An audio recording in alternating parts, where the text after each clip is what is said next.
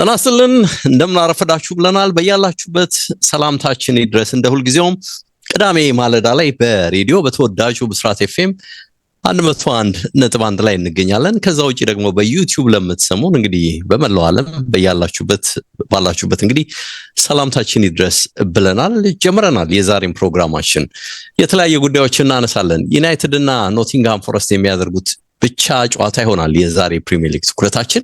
ከዛ ውጪ ግን ዩናይትድን አሳኮ የካሪክ እንግዲህ የ2 ዓመት ኮንትራት እንደቀረበለት መነገር ተጨማሪ 1 ዓመት ይኖረዋል የሚል ሐሳብ በመላዩ ላይ መሰንዘሩ።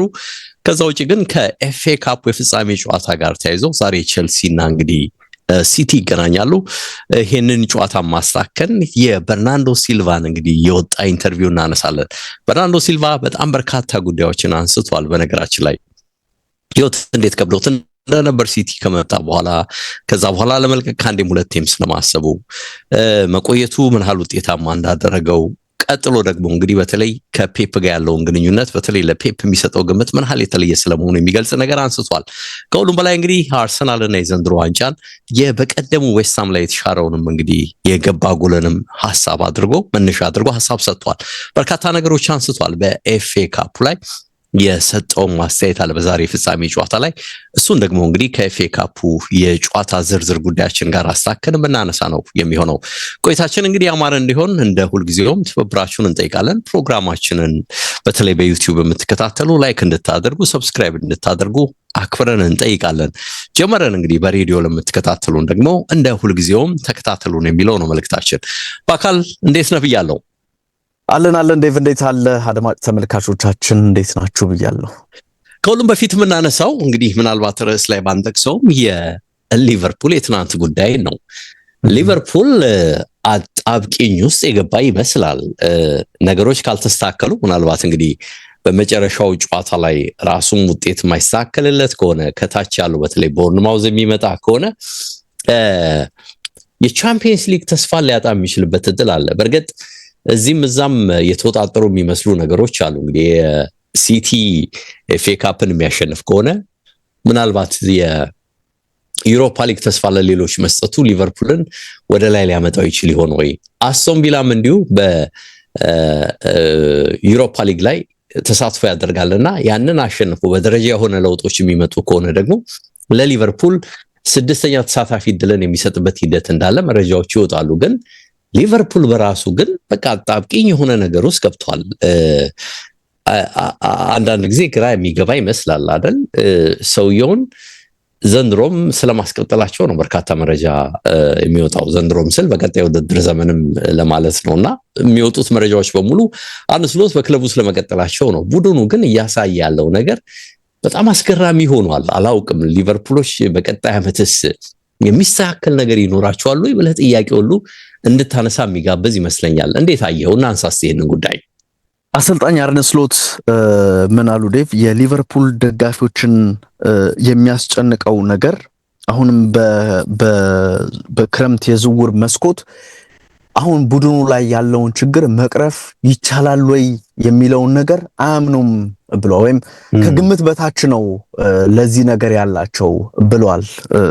ይሄ ማለት የቡድኑ ደጋፊዎች በጣም መፍራታቸውን አሰልጣኙም መረዳታቸውን በደንብ የሚያሳውቅ ሐሳብ ይመስላል። እንግዲህ 19ኛ የውድድር ዓመት ሽንፈታቸውን ነው በሁሉም መድረክ አሰልጣኝ አርነ ስሎት ከድል ማግስት ማለት ነው ፕሪሚየር ሊግ ዋንጫን ካገኙ በኋላ በመጣው የውድድር ዓመት ይሄን ያክል ሽንፈት የገጠመው ሌላ ቡድን እንደዚሁ ይኖራል። ግን ደግሞ የሊቨርፑል አልተጠበቀም አይደል? ይሄ ውድድር ዓመት ሲጀመርም የነበሩት ተጫዋቾች ኦፍ ኮርስ የተገዙት ተጫዋቾች አሉ፣ ደግሞ የወጡት ተጫዋቾችና በተገዙት መካከል የሚኖረው ትራንዚሽን ስሙዝ ይሆናል ወይ የሚለውም ጉዳይ ብዙዎች በትልቁ የሚጠብቁት የነበረ ጉዳይ ነውና አሁን ደግሞ እንግዲህ የቪላውን ጨዋታ ይሄ ሁለተኛውን ጎል ቫንዳይክ ከማስቆጠሩ በፊት እያሰብኩ የነበረው ዴቭ ታስታውሳለህ?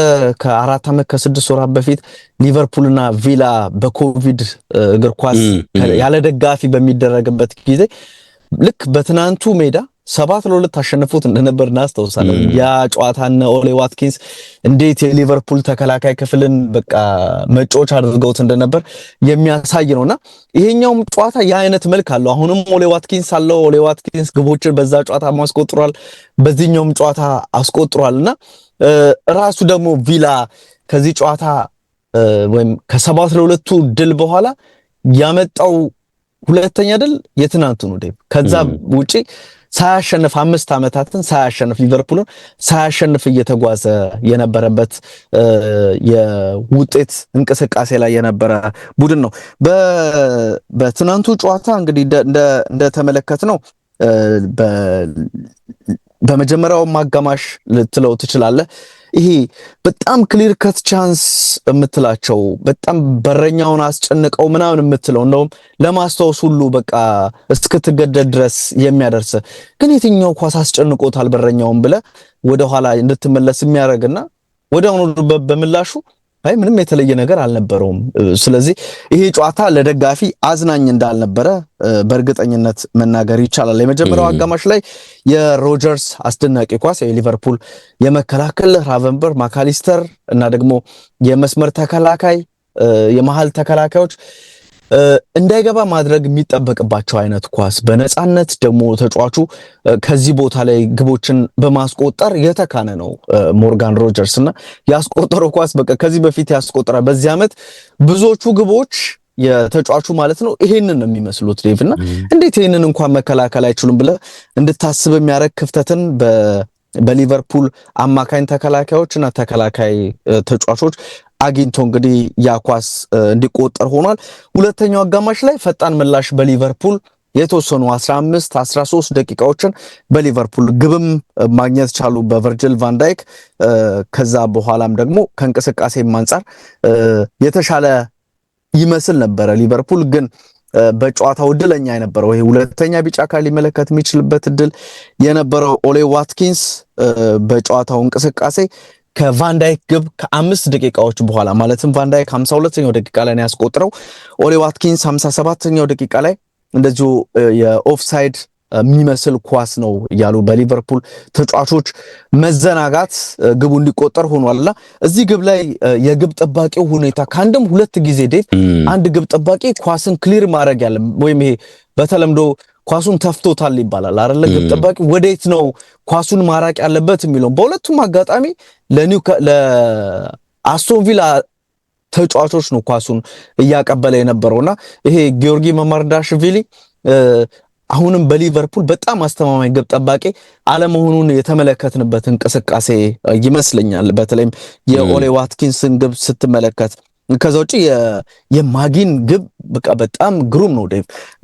በውድድር ዓመቱ 10ኛ ግቡን ያስቆጠረ በሁሉ መድረክና ግቦቹ እጅግ ምርጥ ናቸው። ባለፈው ሳምንትም ተመልክተናል አይደል በፕሪሚየር ሊጉ እንዴት ገራሚ ግቦችን ሲያስቆጥር እንደነበረና አሁንም ግብ ጠባቂው ጊዮርጊ ማማርዳሽቪሊ ምንም ማድረግ በማይችልበት ቦታ ላይ ኬርኬዝ ከዛ በተሻለ መሸፈን ኃላፊነት ኖሮበት ወይም ኳሱ እንዳልፍ ማድረግ ነበረበት ግን ያንን አላደረገምና የማጊን ኳስ መረብ ላይ ያረፈበት ሁኔታ አድማጮቻችን ቢመለከቱት ምናልባት የሳምንቱ ምርጥ ግብ የሚለውን ሽልማት የሚያሸንፈው ያበረኛው ግን የበለጠ እንዳልኩ አሳምሮታል። ማማርዳሽቪሊም በደንብ አሳምሮታል። ይቅርታ አድርግልኝ ሊደርስበት አይችልም ወይ ሊደርስበት ነክቶታል እኮ ኦሬዲ ማለት ነክቶታል ግን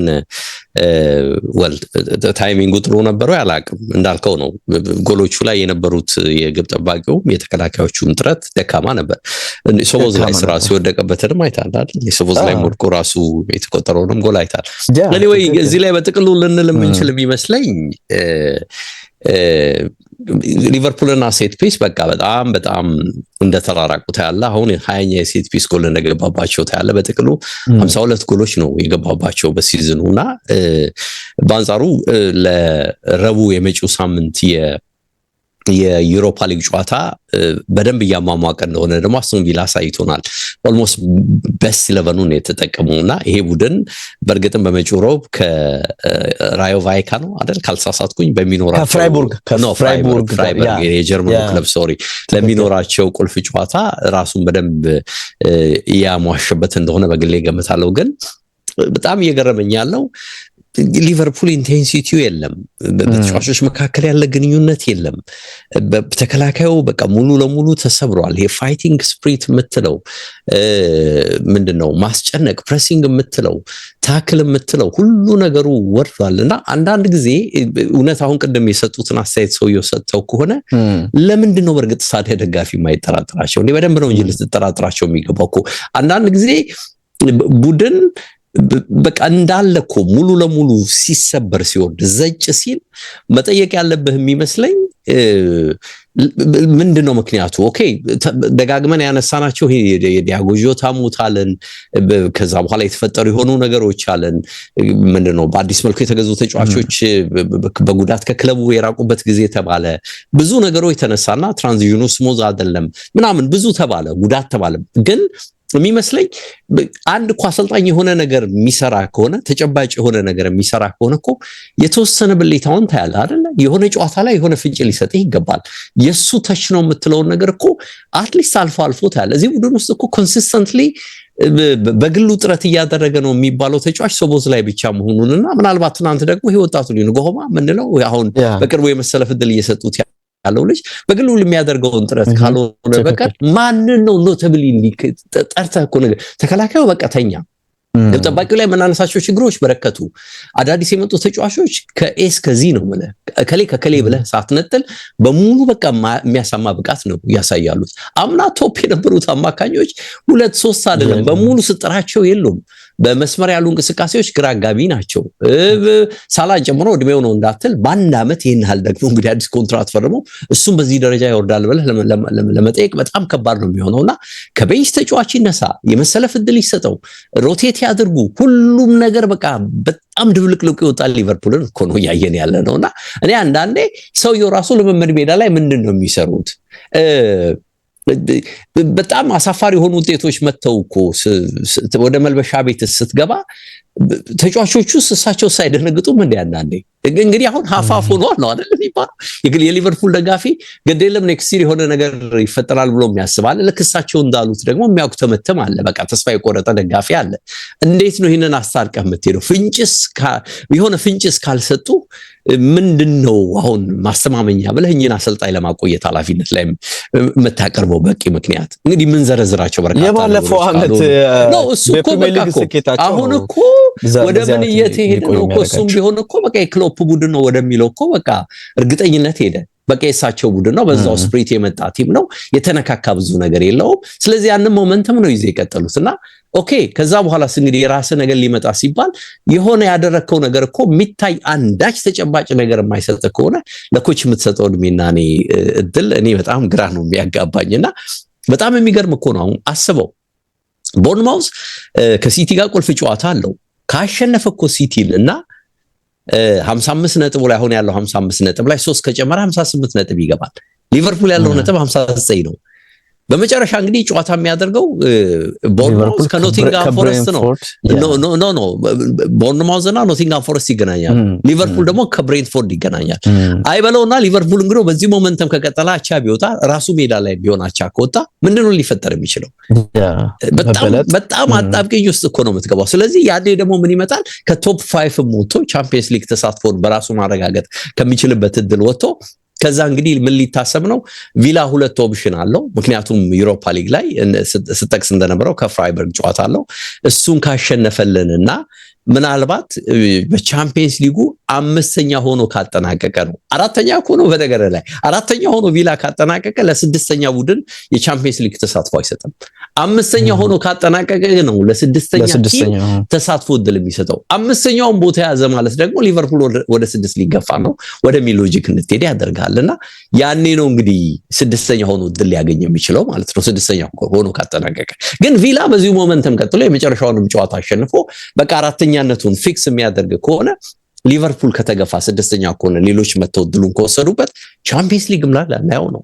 በአንድ ዓመት ጊዜ ውስጥ እንግዲህ የሄድከውን ርቀት ይሄ ምንድነው ይሄ ምን ልለው እንደምችል እንደ ቁልቁለት ነው። በጣም ወደ አዘቀት ውስጥ የመወርወር ሐል ነው ለተቆጥሮ የሚገባውና ከሻምፒዮንነት ወደ ፕሪሚየር ሊግ ሻምፒዮንነት ወደ ዩሮፓ ሊግ ተሳትፎ የምትወርድ ከሆነ በጣም ትልቅ ጥያቄ ሊሆን ነው የሚችለውና ሰውየው ነው ስራ እየሰሩ ናቸው ለማለት እኔ በግሌ ይከብደኛልና እርምጃ ለመወሰዱ በዛው ልክ ደግሞ ክለቡን ሊይዙ የሚችሉ እንኳን ተስፋ አላቸው የተባሉ አሰልጣኞች አሁን እንደ ዣቪ አሎንሶ አይነትን ሌሎች ክለቦች ሊቀራመቷቸው እያሰቡ ነው። ውሳኔ እንኳን ለወስብትል ከባድ የሚሆን ይመስለኛልና እኔ ምልካዝና ሆስ ባስቀመጥከው ብር እንግዲህ ወደፊቱ ኖራለሁ ብለህ የምታስብ ከሆነ በለት ተለት የተሻለ ስራ ማትሰራ ከሆነ ከባድ የሚሆን ነው ይመስለኝና እየመነዘሩትስ እስከመቼ ነው የሚሄዱት ያምነውን ሻምፒዮንነት ልልህ ነው ማካል እንግዲህ እሱኛውን የሊቨርፑል ሰዎች ነው የሚያስቡበት የትኛው ላይ በቃ መረጋጋት ይታያል አይደል? መረጋጋት ግን ይታያል የማየው ነገር ያ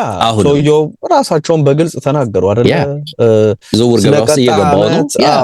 ስለ ቀጣይ ዓመት በደንብ እያወራን ነው፣ አንዳንድ ነገር እየተሳተፍኩ ነው ምናምን የሚሉ ሐሳቦችን ጭምር እስከ መስጠት የደረሰ ነው።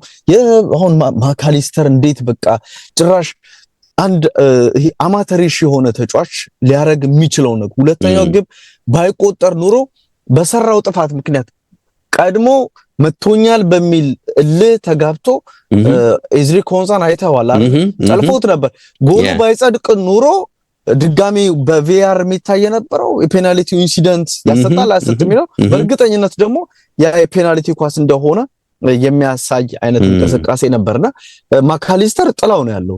በተለይ ማካሊስተር ግን ምናልባት እንደው አንዱም ጨዋታ ጥሩ ነበር ብለን የምታነሳው ጨዋታ በዚህ የውድድር ዓመት ያለ አይመስለኝምና ኦልሞስት የፕሪሚየር ሊጉ ሃንጎቨር ሳይለቀው የውድድር ዓመቱ ያለቀበት ይመስለኛል። እኔ አይ ቲንክ አንዳንድ ተጫዋቾች ተስፋ መቁረጥን አሳይተው ከክለቡ መልቀቅ የሚችሉበት እድል በደንብ ሊቨርፑል እየሄደበት ያለውን ነገር ሊጠቁም የሚችል ይመስለኛል። ሰውየው ላይ እርምጃ እንኳን ባትወስድ አንዳንድ ተጫዋቾች በቀጣይ ህልውናቸው ላይ በቀጣይ ክለቡ ቆይታቸው ላይ ጥያቄ የሚያነሱ ከሆነ ያ ሰውየው ላይ ያለን ተስፋ መሟጠጥን በደንብ ሊያሳየን ሊጠቁመን የሚችል ትልቅ ነጥብ ነው ብዬ ነው ማስበው። 15 ደቂቃዎች በዚህ ጉዳይ ላይ ሄደናል። እንደውም 17 ደቂቃ ሄደናልና ወደ ቼልሲና ወደ ሲቲው የኤፍኤ ካፕ የዛሬ ፍጻሜ ጨዋታ እንለፍ። እንግዲህ ለፔፕ ይሰናበታል ለሴንስ ክለቡን ለቆ ይሄዳል የሚል ወሬ በስፋት እየተነሳ ነው። አንዱ በበጎ መልኩ እንግዲህ ከሄደም ይሄ ጥሩ የስንብት የዋንጫ እድል ይሆናል ይላሉ። ክለቡ ውስጥ የሚለቁ በርናርዶ ሲልቫን ጨምሮ ጆን ስቶን በርከት ያሉ ተጫዋቾች እንደሚኖሩ ይጠበቃል። ለእነሱም ጥሩ የስንብት እድል ይሆናል የሚል ነገር ይነሳል። በአንጻሩ ደግሞ እንግዲህ አመቱን በስኬት እየተጓዘ ላልሆነው ቼልሲ ደግሞ ሌላ አንድ ማሳያ ነው ይሄም ዋንጫና አንድ በጎ ጅምር ሊሆን ይችላል የሚል ሐሳብ አለ እና አንሳይነን አጠር አድርገንም ቢሆን ሳናሰፋው አሰፋዋለሁ ካልክ በደንብ ይሰፋል ብዬ ነው። በደንብ ይሰፋል ያልኳል ነበር ነው በርከት ያሉ ነገሮች አሉት ያልኩ ነበር። የድሮም ፋሽን አረከው ከወደታች ከወደ እግሩ ሰፋ ያለው ቦላሌ ነገር አረ እንደዛ አይደለም።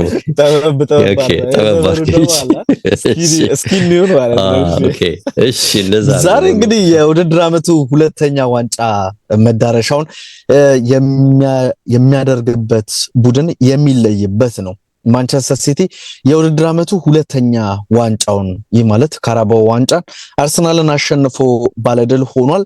ለቼልሲ ደግሞ የመጀመሪያውን ሲቲ ዶሜስቲክ ደብል ለመስራት የሚያደርገው ጨዋታ ነው። ይሄ ሲባል አሁንም በፕሪሚየር ሊጉ የዋንጫ ፉክክር ውስጥ አለ። ይህንን ጨዋታ በድል የሚያጠናቀቅ ከሆነ ግን ሁለት ዋንጫዎችን የሀገር ውስጥ ውድድር ከሶስት የሀገር ውስጥ ውድድር ሁለቱን በአሸናፊነት ለማጠናቀቅ ትልቅ እድል ይሰጣቸዋል ተብሎ ነው የሚጠበቀው። ብሉስ ወይም ሰማያዎቹ ቼልሲዎች የውድድር ዓመታቸውን ለማዳን ይህንን ዋንጫ ማሳካት አለባቸው። ኤንዞ ማሬስካ ሄዷል። ሊያም ሮሴኒዮር እሱን ተክቶ መጣ፣ እሱም ተሰናብቷል።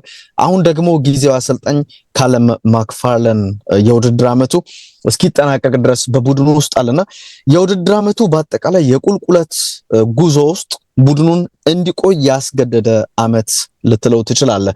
በሊጉ 9ኛ ናቸው። ከቦርንማውዝ 6ኛ ላይ ካለው በ6 ነጥብ ዝቅ ብሏል። 7ኛ ደረጃ ላይ ከሚገኘው ብራይተን በ4 ነጥቦች ያንሳሉ። 8ኛ ደረጃ ላይ ካለው ብሬንትፎርድ በ2 ነጥብ ይበለጣሉና ይሄ ሁሉ ነገሮችን ስታይ የቼልሲ የአውሮፓ ውድድር ተሳትፎ መንገድ አንድና አንድ ነው። እሱም ኤፍ ኤ ካፕ ዋንጫን አሳክቶ በዩሮፓ ሊግ ልክ አምና ክሪስታል ፓላስ ያገኘውን አይነት እድል እንደዚህ አይነት ነገር ውስጥ ዩናይትድ እናስታውሳለን በኤሪክ ቴን ሃግ ጊዜ የዩሮፓ ሊግ ተሳትፎን ያገኙት በእንደዚህ ኤፍ ኤ ካፕ እድልን አሳክተው እንደነበረ እናስታውሳለን። እንደ ቼልሲ ላለ ቡድን ብዙ ረብጣ ሚሊዮኖችን ለሚያወጣ ቡድን ዩሮፓ ሊግ ከምንም ይሻላል ነው እንጂ ዴቭ ቡድኑ ካለበት የፋይናንስ ችግር እንዲወጣ አያስችለውምና እንግዲህ ችግሩ ባይቀረፍለትም ደግሞ ከአውሮፓ ውድድሮች ርቋል እንዳይባል ይሄንን ውድድር ሊፈልጉት ይችላሉና ይህን ጨዋታ ማሸነፍ ይኖርባቸዋል። ደግሞ ፈተናው እጅግ ከባድ ልክ ተራራ እንደመግፋት ብለህ ልትገልጸው የምትችለው አይነት መንገድ ነው። ሲቲ በሊጉ ከፓላስ ጋር ሲጫወት ኤርሊንግ ሃላንድ ኒኮ ራላይ አይነት ተጫዋቾች ጭራሽ አልገቡም። እንደ ዶኩ ሼርኪ አይነት ተጫዋቾችን ደግሞ ተጠባባቂ አድርጓቸው እንደነበር ፔፕ እናስታውሳለን። ይሄ ለዚህ ጨዋታ ምን ያክል ዝግጁ እንደሆነ የሚያሳይ ይመስላል። ደግሞ 4ኛ ተከታታይ ፍጻሜው ነው። ያለፉት 2 ፍጻሜዎችን ተሸንፏል። ቅድም ባነሷቸው በፓላስ እና በዩናይትድ ዋንጫ አጥቶ ነበር። ይሄ ኤፍ ኤ ካፕ እና ካራባውን ዋንጫ በማሸነፍ 6ኛ አጋጣሚ ይሆናል በሊጉ ማለት ነው። ከዚህ በፊት ቼልሲ ይሄንን አድርጎታል ይላል 2007 ላይ ከዛም ውጪ አርሰናል 1993 ላይ አድርጎታል። ሊቨርፑል 2 ጊዜ በ2001 እንደዚሁም በ2022 አድርጎታል። ሲቲ 2019 ላይ እነዚህን ደብል ዋንጫዎች አሸንፎ ነበር ይላል። ቼልሲ ተከታታይ 3 ፍጻሜ ደርሷል በዚህ በኤፍ ኤ ካፕ በተለይም ከ2020 እስከ 2022 በማንቸስተር ሲቲ ተደጋጋሚ ሲሸነፍ የተመለከትንበት ነበር። በአርሰናልም የተሸነፈበትን አመት እናስታውሳለንና እንደውም ያኔ ለመጨረሻ ጊዜ ቼልሲ ግብ ያስቆጠረው ክርስቲያን ፑሊሲክ 2020 ሊቨርፑል አርሰናልና ቼልሲ ተጫውተው በፒየር-ኤመሪክ ኦባሚያንግ ግቦች አርቴታ የመጀመሪያ አርሰናል የመጀመሪያም የእስካሁንም የአርሰናል ዋንጫውን ያሳካበት ጨዋታ ላይ ነበረ። ከዛ በኋላ ቼልሲዎች ወደዛ ሄደው ግብ እንኳን ለማስቆጠር እየተቸገሩ እንዳለ የሚያሳይ ነው። 17ኛ የኤፍ ኤ ካፕ የዋንጫ ጨዋታቸው ሆኗል። ቼልሲዎች 8 ጊዜ አሸንፏል። ዩናይትድ 22 ጊዜ፣ አርሰናል 21 ጊዜ በኤፍ ኤ ካፕ ፍጻሜ መጫወት ችሏል። በኤፍ ኤ ካፕ ብዙ ግቦችንም በማስቆጠር ቀዳሚ ቡድን ሲቲ ነው። ቼልሲ 37 ግቦችን ማስቆጠር ችሏል። ባለፉት 13 ግንኙነት ዴቭ የቼልሲ ሲቲን ለማሸነፍ በጣም ተቸግሯል። ዶድራጋው ላይ ፖርቱጋል ላይ ማለት ነው። በአውሮፓ ቻምፒየንስ ሊግ 2021 ላይ ነበረ ያኔ በካይ ሃቨርትዝ ብቸኛ ግብ ካሸነፉት በኋላ 10 ጊዜ ተሸንፏል፣ 3 ጊዜ አቻ ተለያይቷልና 14ኛ ግንኙነታቸው ይሆናል ይሄኛው ጨዋታ። ቼልሲ በአርሰናል 17 ጊዜ ተሸንፏል ከ1999 እስከ 2004 ድረስ እንግዲህ ጆዜ እስኪመጡ ድረስ ማለት ነውና ያኔ ይሄ ሁሉ አይነት ሽንፈት ቡድኑ ገጥሞት ነበር። አሁን 13 ደርሷል። ሲቲ በዚህ መንገድ ቼልሲ ይሄንን ሪከርድ ይጋራል ወይንስ ደግሞ በዚህኛው ጨዋታ አሸንፈው ይሄንን የአሉታ ክብረ ወሰን ያስቀሩታል ይጠበቃል። ጋርናቾ 2024 ላይ በፍጻሜ ሲቲ ላይ ግብ አስቆጥሮ ነበር ዩናይትድ ሳለ በዛን ጊዜ። አሁንም ማስቆጠር የሚችል ከሆነ የመጀመሪያው ተጫዋች ሆኗል በተለያዩ ክለቦች አንድ ቡድን ላይ በኤፍ ኤ ካፕ ፍጻሜ ግብ ያስቆጠረ የሚለውን ታሪክ ይጋራል። ሃላንድ ጥሩ አይደለም፣ የፋይናል ጨዋታዎች አይደግፉትም ዴቭ ቁጥሮች። እስካሁን 9 ፋይናሎችን ለሲቲ አድርጎ 15 ሹት አድርጓል፣ አንድም ግብ ማስቆጠር አልቻለም። ለመጨረሻ ጊዜ በፍጻሜ ጨዋታ ግብ ያስቆጠረው ጀርመን እያለ አርቢ ላይፕዚግን ሲገጥሙ 2021 በዴፍቢ ፖካል ጨዋታ ነው ያኔ በፍጻሜ ግብ ያስቆጠረው። ከዛ ውጪ ግብ አላስቆጠረም። ሁሌ እንደሚባለው ግማሽ ፍጻሜ ላይ ይጠፋል እየተባለ ብዙ ጊዜ ይተቻል። የፔፕ የሲቲ የመጨረሻ ሊሆን ይችላል። አንተም ስታነሳው ነበረ። ደግሞ ፍንጮች እየተደመጡ ነው የሚገኙት ዴቭ ከፔፕ ጋር 15 ዓመትና ከዛ በላይ የሰሩ ይሄ የአሰልጣኝ ቡድን አባላት እየለቀቃቸው መረጃ ወጥቷል። እሱ ነገሮች ብዙ እየተናገሩ ነው። አንዳንዶች ራሱ በአዲስ ባክሩም ስታፉን ለማጠናከር ነው የሚሉ አሉ። ደግሞ እሱም ስለሚለቅ ነው የጊዜ ጉዳይ ካልሆነ በስተቀር እንደሚለቅ ወስኗል የሚሉ ነገሮች አሉ። እሱ እጅ ላይ ነው የሚገኘው ሁሉም ነገር አሁንም እየተባለ እንዳለውና የውድድር ዓመቱን በሌላ ዋንጫ ለማጠናቀቅ ትልቅ እድል ከፊቱ አለ። ይሄን እድል መጠቀም ይኖርበታል። እንዳነሳ ነው አዳዲስ ተጫዋቾችም አሉ በሲቲ ውስጥ እንደ ኒኮ ሬላ አይነት ተጫዋች አለ። ጌሂ፣ ሴሜኒዮ፣ ሼርኪ አይነት ተጫዋቾች አሉ። በፊት የነበሩት እንደ ኬቨን ደብሮነ፣ ጉንዶሃን፣ ዎከር፣ ኤደርሰን አይነት ተጫዋቾች አሁን በወጣቶች ተተክቷልና እነሱንም ይዞ መቀጠል ይችላል የሚሉ ሰዎች አሉ። ፔፕ አሁንም ወጣቶች ባለፈው እንዳነሳ ነው በአንድ ፕሮግራማችን ማለት ነው አሁንም የዋንጫ ረሃብ አለ። አምና ምንም ዋንጫ አላገኘንም፣ ዘንድሮ ካራባውን አሳክተናል፣ ተጨማሪ ዋንጫ እድል ነው መጠቀም አለብን የሚል ሐሳብን ኒኮ ሬላይ ተናግሯልና የአምና ቁጭታቸውን ለመወጣት እንደሚፈልጉ ተናግሯል። ከቡድን ዜና ጋር በተገናኘ የሮድሪ ጉዳይ በሲቲ በኩል አሳሳቢ ነው ተብሏል። የመጨረሻ ውሳኔ ይጠብቃል ተብሏል። ሪስ ጄምስ፣ ሌቫይ ኮልዊል፣ ፔድሮ ኔቶ፣ አሌሃንድሮ ጋርናቾና ሮበርት ሳንቼዝ ከጉዳት ጋር በተገናኘ ጥያቄ የነበረባቸው ተጫዋቾች ናቸው። ሁሉም ፖዚቲቭ ሳይን ነው ወይም ደግሞ በጎ ነገር ነው ስለነዚህ ተጫዋቾች ያለው ብሏል የቡድኑ ጊዜ አሰልጣኝ ካለም ማክፋርለን። ስለዚህ እነዚህ ተጫዋቾች ይኖራሉ የሚል ነገር አለ። ፔፕ ቼልሲ አድቫንቴጅስ ነው ወይም አድቫንቴጅ አለው ብሏል። በዚህ ሳምንት ስላልተጫወተ ብሎ ይህንን ሐሳብ አንስቷል። ግን የውድድር ዓመቱን ብዙውን ጊዜ በአንድ ሳምንት 3 ጨዋታ እያደረገን ነው የሚል ሐሳብን ማክፋርለን ይሄ የሳይኮሎጂካል ጨዋታ የሚመስል ነገርን ብዙም ላለመጫወት ለመሞከር ይመስላል። ትኩረት ማድረግ የምንፈልገው ጨዋታውን ማሸነፍ ነው የሚል ነገርን አንስቷል። ከሻቢ አሎንሶ የቼልሲ ቅጥር ጋር በተገናኘ ጥያቄ ቀርቦላቸው ነበር አሰልጣኙ። ብዙ ስሞች ይነሳሉ፣ ይሄን ለመናገር አይደለም እዚህ ቦታ ላይ ያለሁት ብሏል። ከሲቲ ጋር በተገናኘ በጣም ፈታኝ የሆነ ቡድን ነው፣ ምርጥ ብቃታቸው ላይ ካሉ ማንንም መርታት የሚችል ቡድን ብለው እንግዲህ አንስተውታል። ፔፕ የቦርንማውዙን ጨዋታ አይደለም የማስበው፣ ሙሉ ትኩረቴ እዚህ የኤፍኤ ካፕ ጨዋታ ላይ ነው የሚል ነገርን አንስቷል። ከሁሉም ደግሞ የኤፍኤ ካፕ ድልን ለማሳካት ነው ብለዋል። እንደባለፉት 2 የኤፍኤ ካፕ ጨዋታዎች ወይም ፍጻሜ ጨዋታዎች አይደለም፣ ከዛ የተለየ ነገር ነው የሚጠበቀው ብሏል። 4 ጊዜ ፍጻሜ ስለመድረስ ጥያቄ ቀርቦለት፣ ስለዚህ በሲቲ በኩል እንደዚህ አይነት ነገሮች ይጠበቃሉ። ውጤት ግምት እናስቀምጥና ወደ ሌሎቹ ጉዳዮች እናልፋለን። የሲቲ በጣም መሻሻሎች እንዳሉት እየተመለከትን ነው የምንገኘው። አንዳንዴ እንግዲህ ይሄ እነ ደብሮነ፣ ጉንዶሃን ምናምን ያልናቸው አይነት ተጫዋቾች በነበሩበት ጊዜ የነበረው ፐርፌክሽን ላይ የለም። እንደዛ ቢሆን ኤቨርተንን ማሸነፍ ይችል ነበረ ሲቲ። ያ ሲቲ ስላልሆነ ነው በኤቨርተን ያ ሁሉ መቸገር ውስጥ ገብቶ የነበረው። ግን ደግሞ ያረፉ ተጫዋቾች አሉ እንደ ኦሬላይ፣ ሃላንድ አይነት ተጫዋቾች ሙሉ ረፍት አድርገው ነው ልክ እንደ ቼልሲ ተጫዋቾች በሙሉ ሳምንት ረፍት ነው ወደዚህኛው ጨዋታ የሚመጡትና ከዚህ ጨዋታ አስቀድሞ ቅድመ ግምቱ ለሲቲ ያለመስጠት ትክክል አይመስለኝም ዴቭ።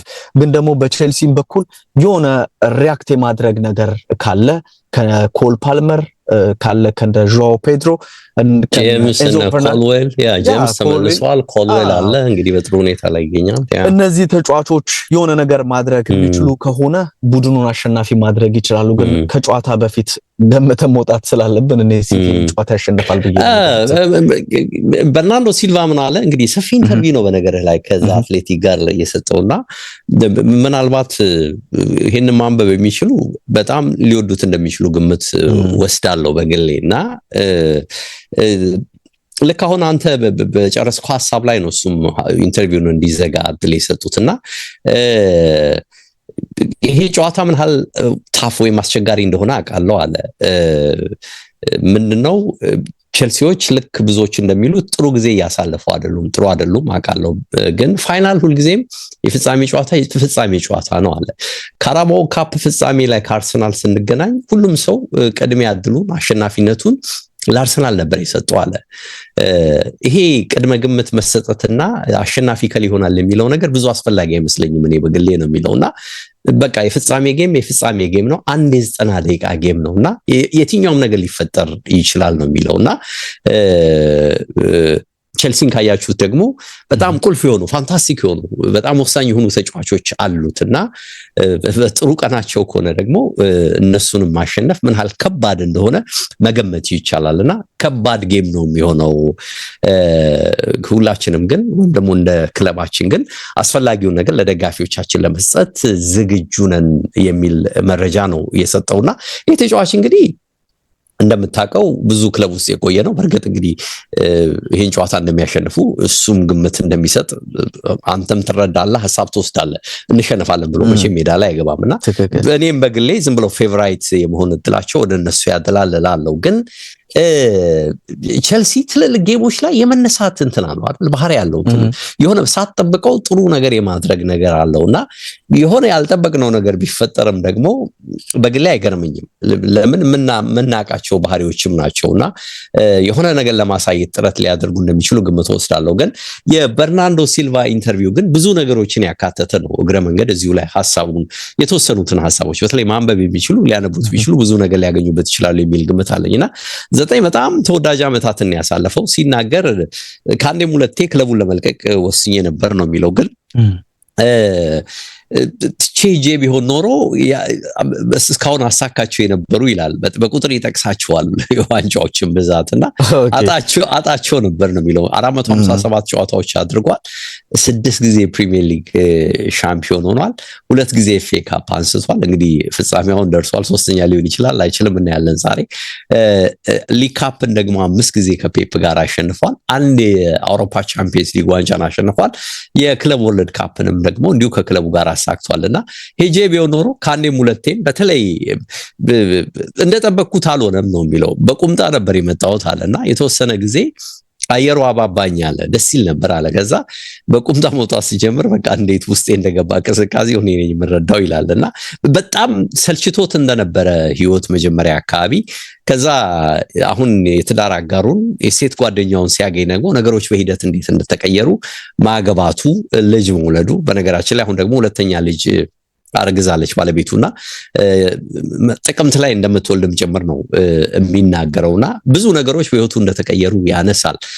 በቀጣይ ህይወቱ ላይ በተለይ በቀጣይ ከክለቡ ተሰናብቶ በሚሄዱ ጉዳይ ላይ የመጨረሻ የተባለውን ውሳኔ እንደወሰነ በክለቡ 1 ዓመት እንዲቆይ ፍላጎት አለ፣ ግን ምንም ያንን የማድረግ ፍላጎት እንደሌለው የሚገልጽ ነገር የመጨረሻ ውሳኔ መወሰኑን ውሳኔን በተመለከተ በቀጣይ ከምዛወረው ክለብ ጋር በተያያዘ ምንም ፍንጭ አልሰጥም።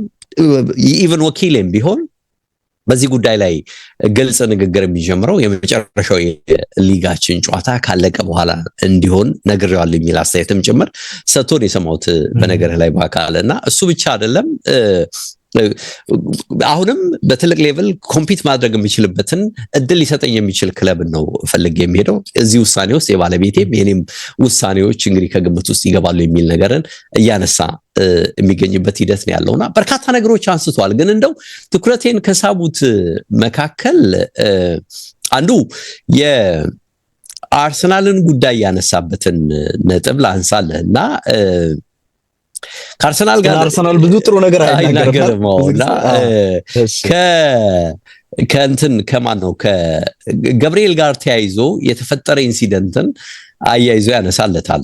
ወደ ኋላ ሄዶ አንድ ጨዋታ እንቅስቃሴ ላይ ትዝ ይልሃል በጣቱ ክብ ሰርቶ ያሳየዋል ለገብርኤል እና የተጋጩበትን አጋጣሚና ያ ምንድነው ብሎ ያሳውሰዋልና 0 ምልክት ነችና በእርግጥም ያን ያልኩት ምንም አይደለም፣ በቃ እናንተ በፕሪሚየር ሊጉ ምንም ስኬት የላችሁም፣ 0 ፕሪሚየር ሊግ ዋንጫ ናችሁ ነው ያልኩት ይላል።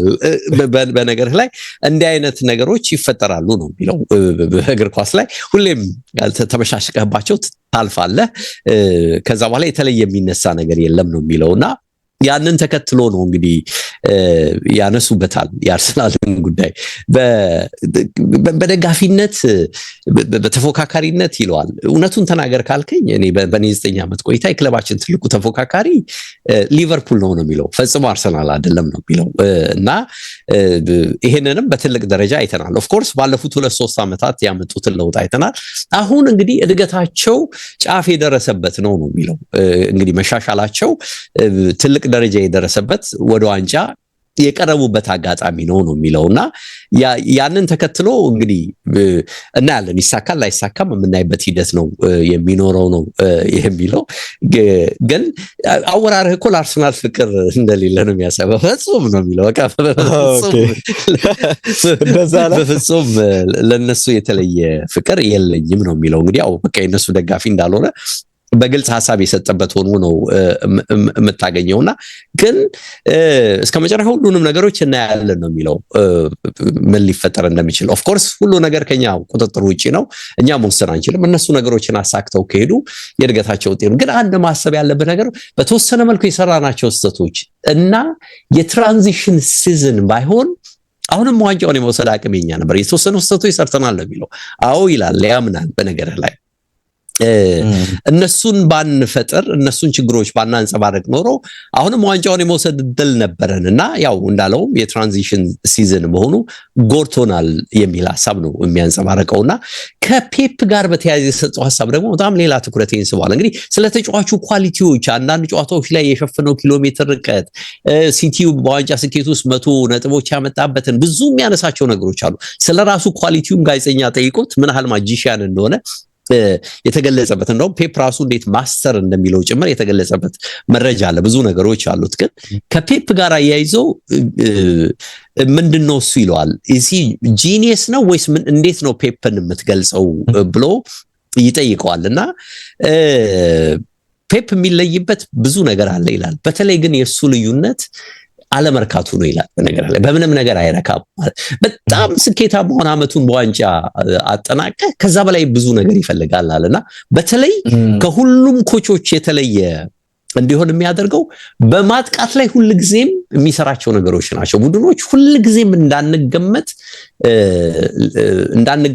ነው ማንገመት መሆናችንን ሊያስቡ ይገባል የሚል አቋም አለው ፔፕ ነው የሚለውና እዛ ላይ የሚሰራው ነገር ከሁሉም ካየኋቸው አሰልጣኞች ሁሉ የተለየ ኤክሰፕሽናል ኮች እንዲሆን እንደሆነ እንድናገር የሚያስገድደኝ ትልቁ ነጥብ ነው ይላልና ይሄንን በተለየ ስፍራ አስቀምጠዋለሁ ይላልና የስራ ትጋቱን ይሄ ምናውቃቸው መሰረታዊ ጉዳዮች ያነሳልና ትልቁ የሚያሳስበኝ ነገር እዚህ ክለብ ውስጥ ከፔፕ በኋላ የሚፈጠረው ነገር ነው ይላል። በግልጽ ያስቀምጣል። በነገራችን ላይ ኦፍ ኮርስ ክለቡ መሰረት አለው ይላል።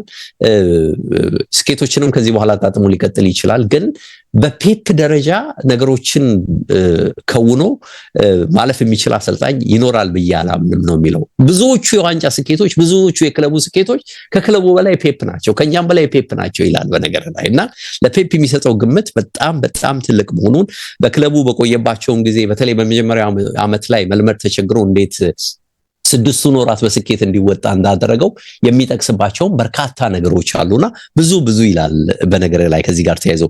በመጨረሻ ግን ያነሳው የበቀደሙን የዌስትሃሙን ጎል በተመለከተ ምንም ጥርጥር የለውም ጥፋት ተሰርቷል ነው የሚለው። ትልቁ ጥያቄ ግን የኮንሲስተንሲ ጉዳይ ነው የሚለው። ኮንሲስተንሲ ማለት አንዳንድ ጊዜ ባለፉት 2 ዓመታት ሲተገበሩ የነበሩ ነገሮችን ስናይ ሊጉ የተለየ መልክ እንዲኖረው አድርገዋልና ለግብ ጠባቂዎች የሚደረግ ከለላም ብዙ እንደቀረ አይተናልና አሁን ወጣ ለመሆናቸው ነው እንጂ ጥያቄ ሊያስነሳ የሚችለው እዛ ኢንሲደንት ላይ የተፈጠረውን ነገር በግልጽ ካየን ግን ያለ ጥርጥር ግብ ጠባቂው ላይ ጥፋት ተሰርቷል ነው የሚለውና እሱንም እንዲሁ ያነሳል። በነገር ላይ ብዙ ልንልባቸው የምንችላቸው ነጥቦችን አንስቷል። ግን እንደው ከሞላ ጎደል ዋና ልላቸው የምችላቸው ነጥቦች ላንሳ ብዬ ነው። በእርግጥም ብዙ ነገሮች አሉት ላንሳ ካልኩኝ በነገር ላይና አንደበቱም ጥሩ ነው። በነገር ላይ ሲናገር በጣም ቁም ነገር ያለው ነው። እንግዲህ ብዙ ጊዜ አጠር ያሉ ሰዎች እንደዛ ነው ኢትዮጵያ ውስጥ ያሉት ላይ መለከትም እንዳትለኝ እንጂ እንደ ስድብ እንዳይቆጠረብኝ ብዬ ነው። ቤርናርዶ ጥሩ ቋንቋ ማለት የሚናገረው በጣም ጥሩ እንግሊዘኛ ነው የሚናገረው። መከፋቱ የሚታየው ይላል ስለ ጆታ ሳነሳለት ብቻ ነው ነገር ላይ እዛ ጋር በቃ ፊቱ ቀጨመ ነው የሚለውና ይሄ በቃ ወደ መጥፎ ስሜት እንደወሰደው ብሔራዊ ቡድን ላይ በትርፍ ጊዜያቸው እንዴት ካርድ እንደሚጫወቱ፣ እንዴት ቼዝ እንደሚጫወቱ፣ እንዴት የተለያዩ ስፖርቶችን አብረው እንደሚተገብሩ ኢቨን እሱም ብቻ ሳይሆን ወንድሙም የልብ ጓደኛ የነበር የጆታ ወንድም የሞተው ብሎ ሁሉ ያነሳልና እዛ ጋር ሲመጣ ብቻ በተወሰነ መልኩ ቅሬታ እንደተሰማው የሚገልጽ ነገር አለ ለሁሉም። እንግዲህ ይሄንን ብሏል ልልህ ነው በርናርዶ ሲልቫ ከዛሬው ጨዋታ በኋላ እንግዲህ እሱም በትልቁ ይሰናበታል። ከዋንጫ ጋር የሚታይ ነው የሚሆነው። በእርግጥ የፕሪሚየር ሊጉም ዋንጫ ገና አልተጠናቀቀም። እሱም ራሱ እንግዲህ ተስፋ የሚያደርጉት ነገር ነው። ሁሉንም ነገር እኛ የራሳችንን እንከውላለን፣ ከቁጥጥራችን ውጭ የሆነውን ነገር ላይ ግን ትኩረት አናደርግም በሚል ሀሳብ ሰጥቷል በለህ ብዬ ነው። በአካል አስደናቂ ነው ቤርናርዶ። ሁሌም እንደምንለው ሊጉ ላይ በጣም አስደናቂው ተጫዋች እኔ ይገርመኛል። በቃ በዛ ቁመቱ የሚያደርገው ነገር ግራግሩ የሚፈልገው ነገር የሚሰራለት አይነት ተጫዋች ነውና ደግሞ ሁሌ የፔፕ ታክቲካል ፋውሎችን ጀማሪው ወይም ሰሪው ዋና ተግባሩ እሱ እንደሆነ ታያለ። ብዙ ጊዜ ያንን ኃላፊነት ይዞ የሚገባ ነው የሚመስለውና እቺ ያለው ይሄ ቁጡነት መማታቱ ምናምን ስትመለከት ደግሞ ገና አንተ ሳታቀርብም ስለ አርሰናል ያው ብዙ ፖዚቲቭ ነገር ያወራል ተብሎ አይጠበቅም። እንደውም ያው ሪያሊቲ ስለሆነ አጠቃላይ የውድድር አመታቸውን የዘንድሮን በተመለከተ ያነሳቸው ነገሮች ራሱ አመት አብረው ቆይተዋል። ያው አሁን በቃ እድገታቸው በደንብ ሊንጸባረቅ የሚችልበት አመት ነው። ናቹራል ነው ይላል በነገር ላይ በቃ ይሄ ነገር ሊመጣ ግድ ነውና እስቲ ሌትስ ሲ ዋት ሃፕን ነው የሚለው ለሁሉም እስቲ እስከመጨረሻው ደግሞ እንዲህ ነው የሚለውና አሁን ተረዳራለሁ ነው ያ እሱ ነው የሚለው። ለዚህ ነው ለኔ እንግዲህ ሊቨርፑል ዋናው ተቀናቃኛችን ብሏል። ለሁሉም እናፍቃና የመጨረሻውን የዩናይትድ እና የኖቲንጋም ፎረስትን ደግሞ የፕሪሚየር ሊግ ጥቆማችንን እንስጥ። ይሄ ብዙም ትርጉም ያለው አይደለም በሁለቱም በኩል በነገርህ ላይ ዩናይትድ ያለ ጥርጥር ሶስተኛ ሆኖ ማጠናቀቁ አይቀሬ ነው። ከቀሪ ጨዋታዎች 1 ነጥብ ብቻ ይበቃዋል። ይሄ ይታወቃል። እንግዲህ 3 ነጥቦች ከተከታዩ ርቋል አይደል? ከቪላ አሁን ርቋል። ቪላ ትናንት ማሸነፉን ተከትሎ 1 ነጥብ ብቻ ይበቃዋል የሚሉ ወገኖች አሉ።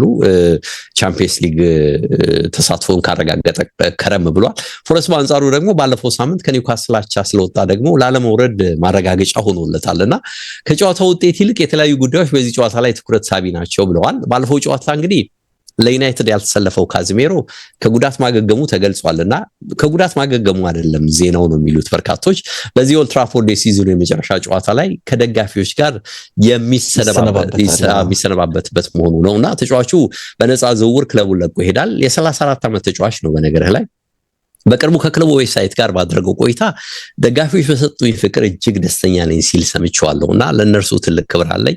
በመጨረሻ ጨዋታ ላለማልቀስ በጣም ነው የምሞክረው ነው የሚለውና ባለቤቴ ደጋፊዎች ለአንድ ተጨማሪ ዓመት እንድቆይ በግልጽ ሲጠይቁ ሰምታ አልቅሳለች በግሏ ነው የሚለው።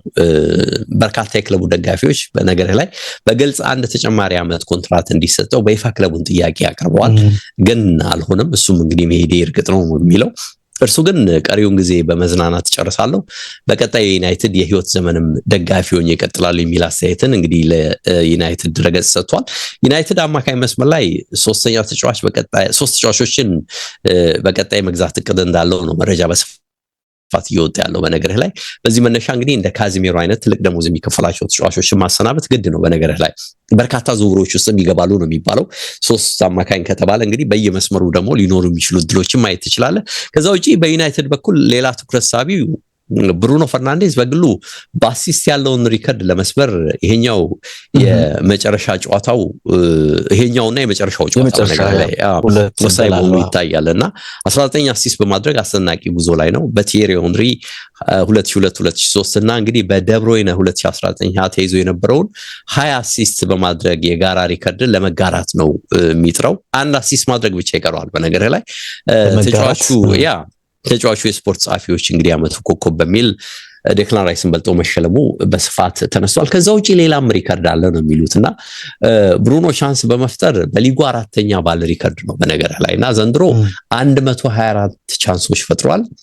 ኦዚል 2015-16 146፣ ኬዲቢ 2019-20 136፣ ላምፓርድ ደግሞ 134 ደርሷልና እዚህ ላይም እንግዲህ ድላለው ወይ በሁለቱ ጨዋታዎች ቻንስ በመፍጠር በሚል ያነሳሉ። ግን ይሄም ራሱን የቻለ ትልቅ ቁጥሩ ነው ይሉታል።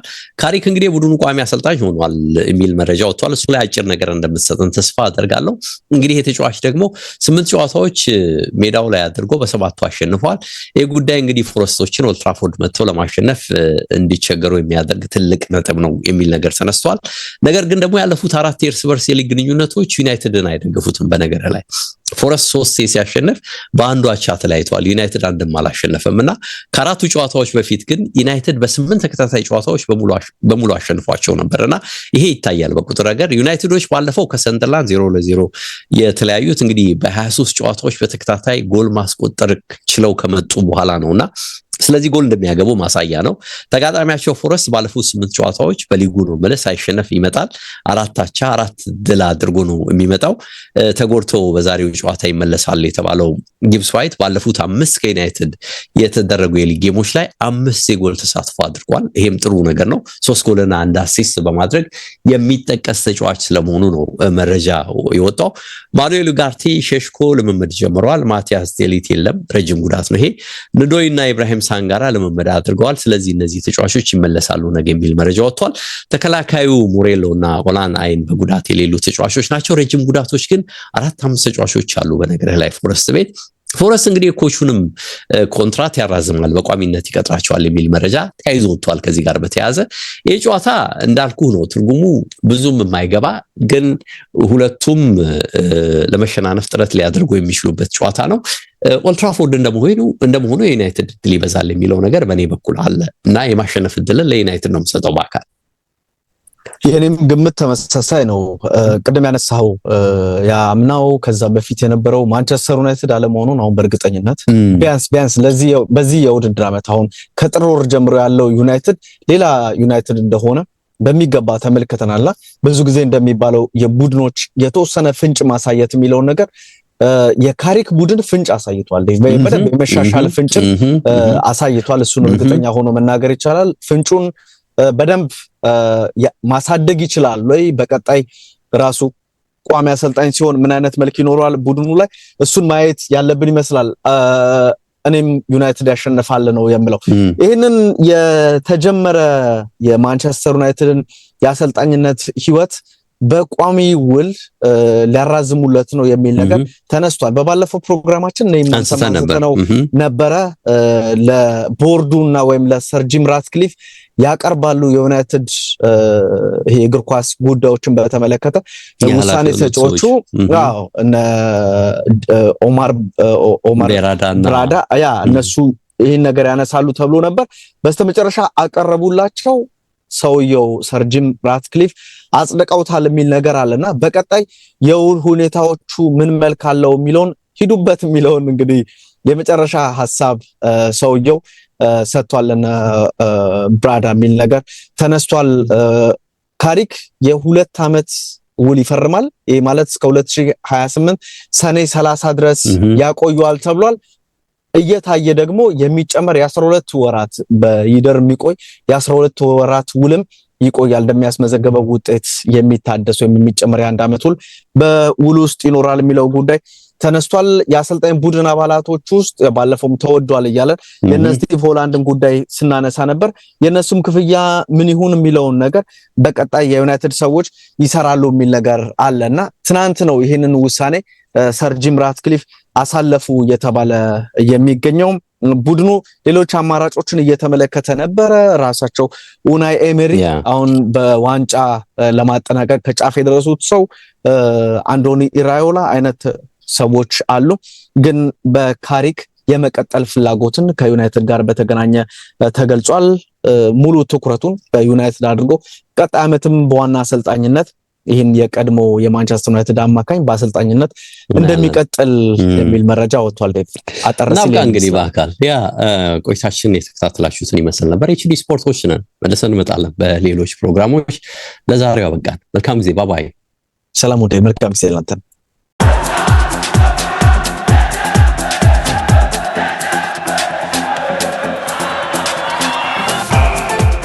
ኤችዲ ስፖርትስ በሁሴን አብዱልቀዲና በዳዊት ንጉሴ